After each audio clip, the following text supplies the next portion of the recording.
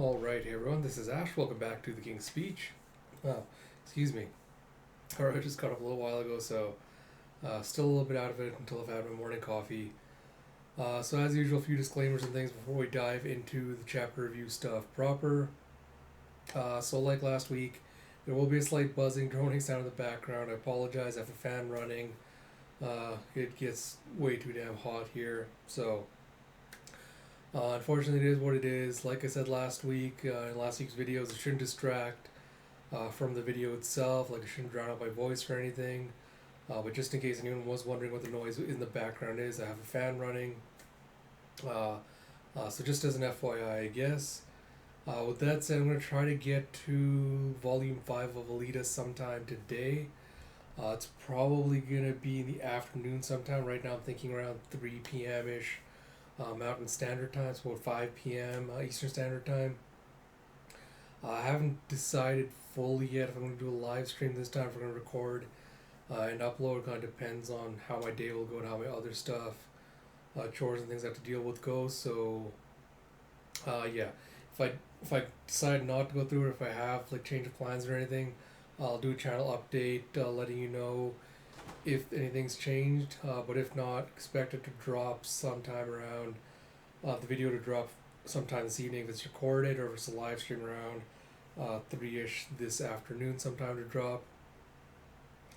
But yeah, I think that's it. I don't think I have anything else major to add or note.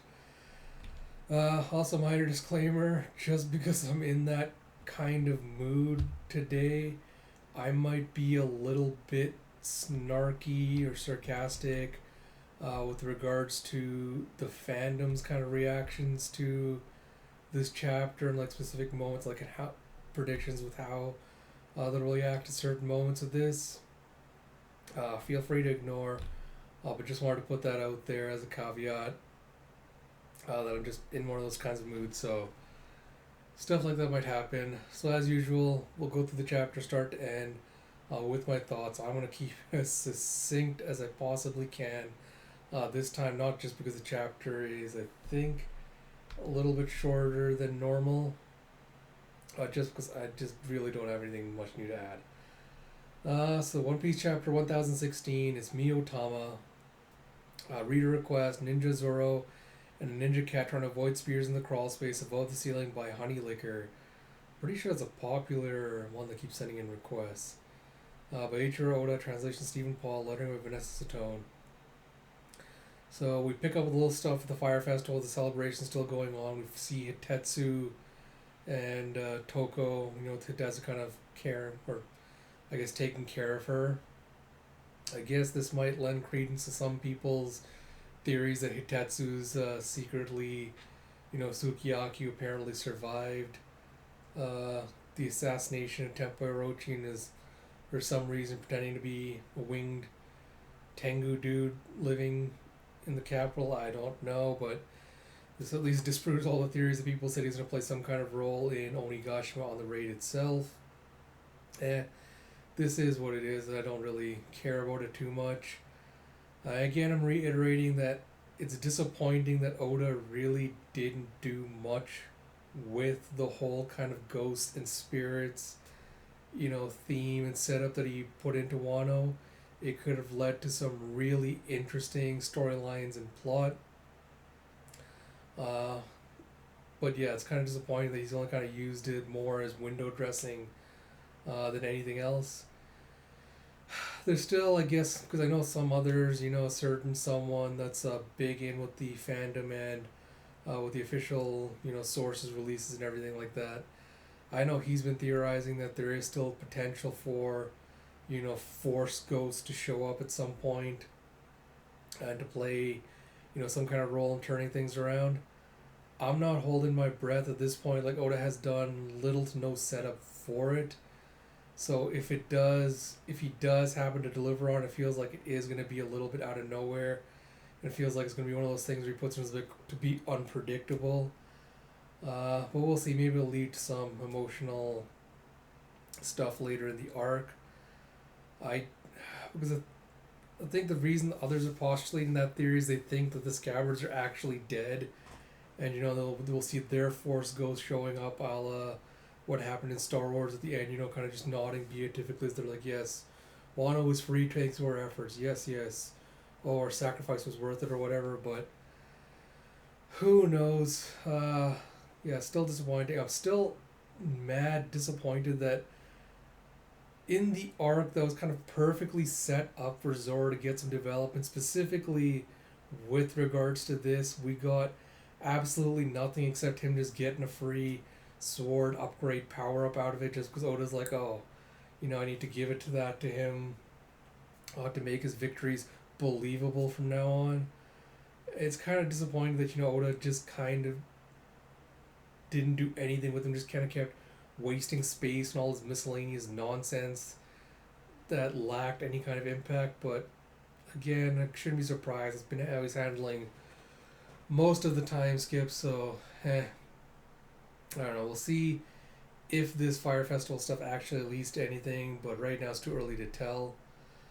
I don't really give a shit about CP0. Like, unless CP0 is going to step in at the end, once Kaido's defeated, if they're going to step in and be like, hey, we're going to take his, body so we can do experiments with it or whatever.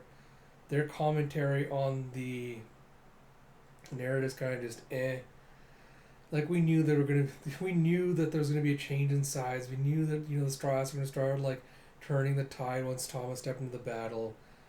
So I guess it's nice to put numbers to it, but it doesn't really add much to it. Like, the numbers are so arbitrary. Like, 24,000 versus 3,000. Like, the numbers are so arbitrary at this point. Like, it doesn't really add to the story or the narrative in any profound way. So it's kind of like, alright, I guess this is information that we're getting. Okay. It brings me to a line that just kind of annoyed me for the reason, I guess, because it feels like a line. If this was another author, this would feel kind of like a self-aware line where the author was kind of poking fun at themselves, for kind of their for like the weaknesses in their writing. But with Oda, I don't sense that he has that level of self-awareness, because you have, what was it, Bao Huang going, oh yeah, we're going to announce that Momo's dead, we're going to break the enemy spirits. And like I've commented, criticized this arc for, consistently, Oda has not done a good job of making that believable or delivering on the premise that Kaido is good at breaking people's spirits. Like, he just has not been able to commit to it for long enough to make it believable. So this line, like, I don't know if this line is supposed to be laughable, or Bao Hong's like, yeah, let's break their spirits, like doing a little cheerleader bit. I don't know if it's supposed to be laughable, but it does come off that way unintentionally. Maybe Oda did go for that, and I don't know, but it feels so jarring, tossed into the middle of this, where you're supposed to get like, the enemy combatant side, like you're supposed to feel like a sense of tension and stress and all that. It just feels so jarring to have like this happy-go-lucky, like, yeah, moment slapped in the middle of it. Whatever. And wow, to absolutely no one's surprise, Zeus is alive inside Nami's climate baton. I mean, literally, I think everyone called this, completely undercut, Zeus's death, which, of course, again, no one actually believably bought into. So, I mean, Oda, if you're gonna give Nami a power-up, give her a power-up. You don't have to go through this whole rigmarole, like, running around and dancing around trying to pretend like, you're doing something else when this was the end result. Because, again, a lot of people pointed out, like, I should say a lot of people, like one or two people with actual critical thinking skills have pointed this out. But there was literally no reason for Oda to have Nami lose Zeus just for Zeus to come back to her, take this new form. And the only reason he did it was kind of, the plot conveniences, plot contrivances, where he's like, oh, I need to have Big Mom, get her power back. Cause she only had Prometheus, she lost, half her power, kind of. and so she needed an excuse to abandon Zeus and all. Like, it's just a plot contrived way for Oda to be like, oh, Nami's gonna get a power up that Big Mom's not really gonna care about that much anymore because she doesn't really have, because she doesn't need Zeus anymore because she's got Hera. And it's so tiring, like how much time and effort was spent on all this nonsense just to get back to where we were at the start of it. Like, yeah, I suppose now that Zeus is not like actually just living in the baton, like he's fused with it, you get a few extra shenanigans that he can do, like transforming his shape, like giving Nami a little bit more flexibility in what she can do with the staff. But I feel like it's such a minor upgrade in the long scheme of things that I don't know if it was even worth going through all that effort to set this up. Ulti gets back up again, which kind of brings us to, I guess, the main point of like critique of this chapter. This was the hollowest victory in the entire series. It wasn't satisfactory and it didn't feel earned. And to me, more than anything, this chapter shows how much of a one-trick pony Nami has become, and how it feels like Oda doesn't know how to write her anymore. Because this was something I was thinking about earlier, just with regards to stuff. But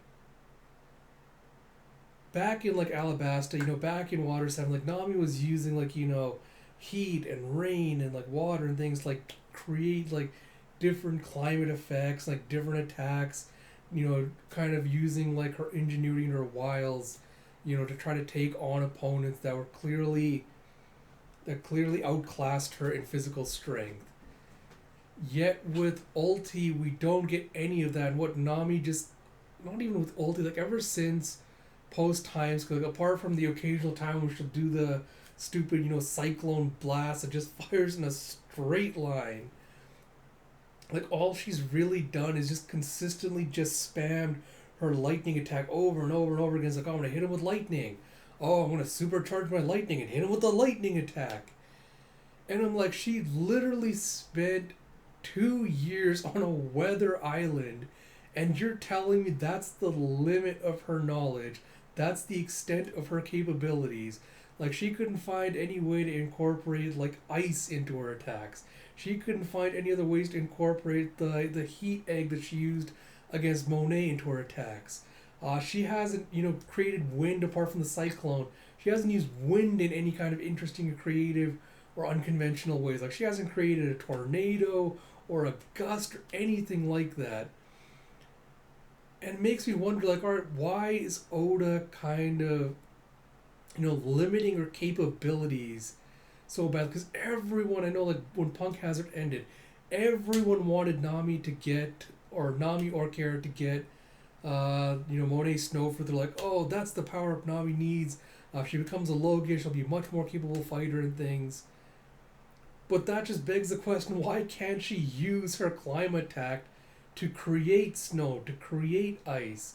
Like, she could, if she literally wanted to, she could probably recreate a lot of the attacks that Monet did, with her own arsenal. And there's no real reason that Oda is kind of like withholding that, like preventing her from doing that. But we kind of just get the same reiteration of like, oh, when Nami needs to make an entrance, she'll do the whole Mirage thing. Again, it's used in the exact same narrative way where it's like, oh, she's sneaking in. Oh, look at how clever she is. And as soon as she does that, she does that for the one infiltration scene. It's like Nami completely forgets that she has a Mirage, ability where she can kind of camouflage and cloak herself, and just kind of forgets how to use that. That's one of the disappointing things with the fight between like Ulti and Page One, is a lot of fans were kind of expecting the team up between them, like all the siblings against the siblings, and it would have been really, really interesting, compelling to see Nami and Usopp playing off each other's strengths. Like, again, bring up the Mirage tempo bit. Nami hiding Usopp's traps behind Mirages, kind of behind Mirages, behind, Mist, behind a snowstorm, something like that. That could have been such an inventive, creative way for them to start try to outclass opponents who are clearly, exponentially above them, strength wise. For like Oda to kind of make the victory at least a little bit more believable, at least give them a little bit more credit in their victory. But instead, he has, Ulti and Pedro getting beaten down by Luffy, getting beaten down by Big Mom, so that they take so much damage from all these, other power hitters, so that, Nami and Usopp can come in at the last minute and be like, and tap them once they're down and kind of take them out, rather than letting them feel like, they actually earned that victory by themselves using, their ingenuity, their wiles, for the thing. And the thing is, a lot of people try to justify it with, well, Nami and Usopp are the weaklings. They would have been outclassed by these Zoans. The Zoans are so durable and tough, and they would have been really, even with the traps or other attacks, they would have had a hard time taking them down if they didn't supercharge it like this. Which kind of brings me again to the criticism I had last video, which is, why hasn't Oda just given them Haki by this point? Like, if you're gonna pull the whole bullshit of like, Luffy's like trying to justify Luffy's power-ups of being like, well, Haki blooms in battle, that's why Luffy's gotten so much more powerful, why he's been able to go toe-to-toe with Kaido, and how he's unlocking all these new techniques is because he's learning in the battle, blah blah blah, and he's a combat genius. Like, at this point, you could use some of those same justifications for Nami and Usopp to also unlock Haki. Like, Usopp was not a combat genius, but he managed to unlock Haki because he was trapped in a moment where, if his strength, in Dressrosa, if his strength didn't come through, it would mean, Luffy's defeat, blah, blah, blah, whatever. So you're telling me that, after the whole, like, talking about how emotional Nami's speech about, I would die for Luffy, I'm not going to give him up anymore, blah, blah, blah. You're telling me after all that emotional intensity, she somehow didn't meet kind of like the requirements or whatever bullshit Oda has in mind for how someone unlocks Haki. Like, there legitimately is no reason at this point in the story why the Straw Hats should not have Haki. Especially because giving it to them would level the playing field a bit. But it's not like it's going to outclass them, being like, it's going to make the fights unfair or uncompelling or uninteresting now because Nami has Haki. No, it'll level the playing field and mean that, it'll make it easier for her to take out foes that are, physically outclass her.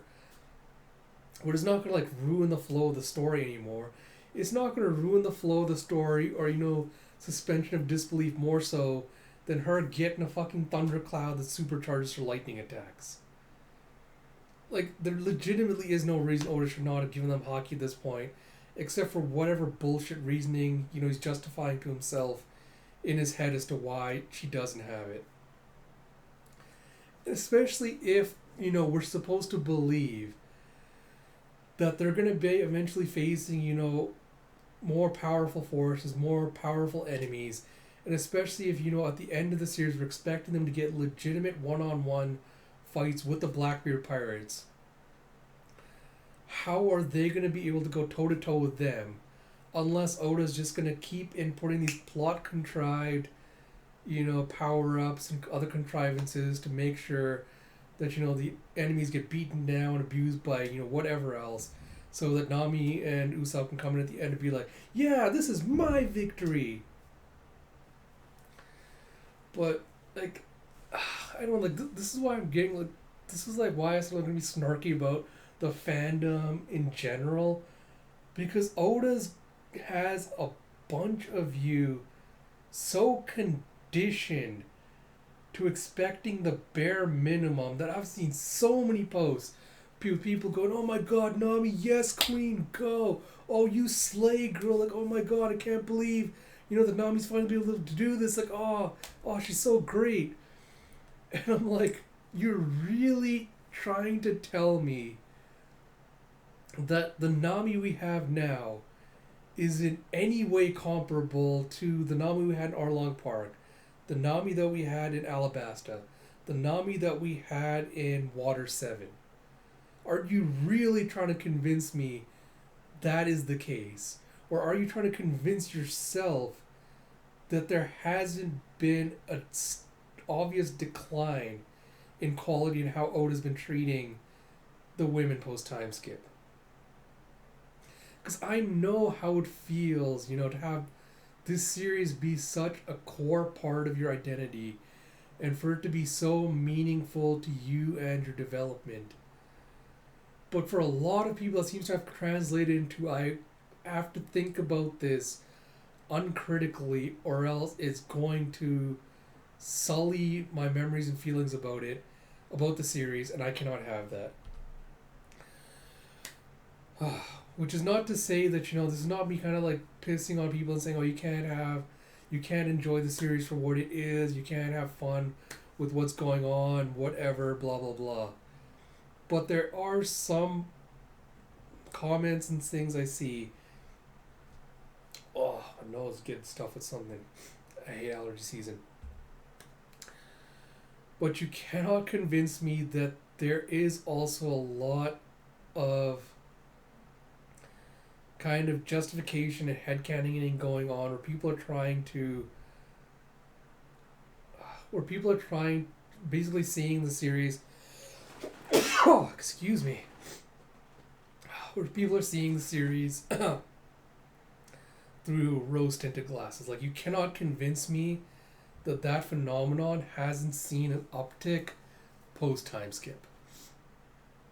But that's my long rant. Like, I don't know if this is the end or not. If it's not, I don't think a round 2 is really going to drastically improve on things. Like, Oda's 100+ chapters into this arc, and with how much he's crammed into it, I don't feel like he has the time or the space anymore to kind of do any of these fights justice.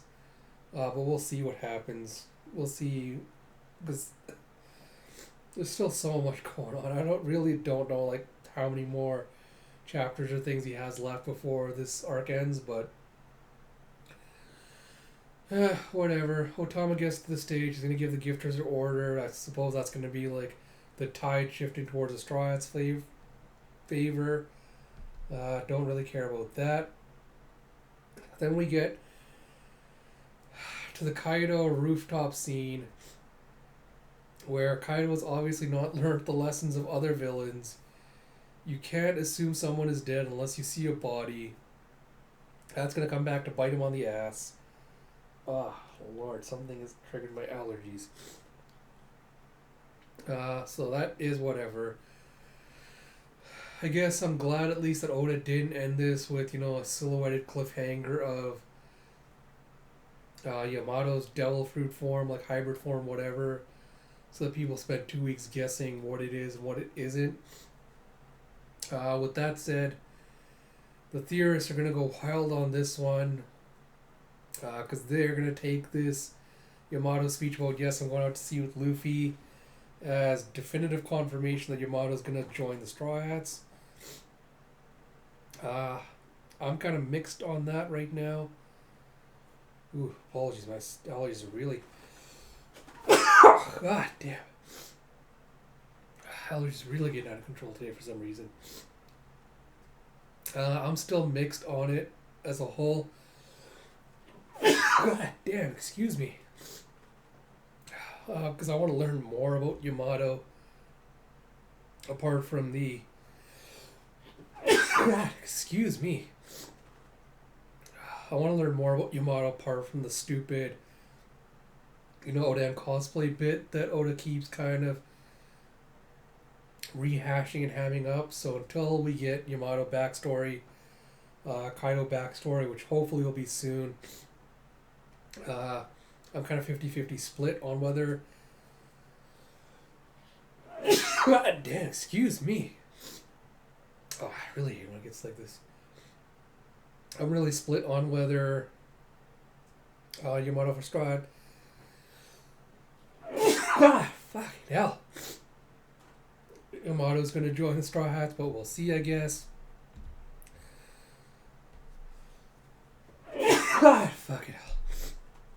trying to get an allergy attack like this always happens. Uh, but yeah, like I said, series is on 2 week break, so we'll see what happens. I tried to keep this review as short as possible. Succeeded to an extent. I think it's one of the shorter ones I've done, but I did go on a little bit of an extended rant. With regards to the Nami stuff. When it comes back next time, I'll try to actually do the reaction review split, just so you guys can have some fun with that. As always, if you like my content, please do like, comment, subscribe, and all that. I'm sorry I have to cut this video off soon before my allergies get any worse. As always, thank you all for your support with these videos. It means a lot. Until next time, this is Ash. I'll talk to you all later.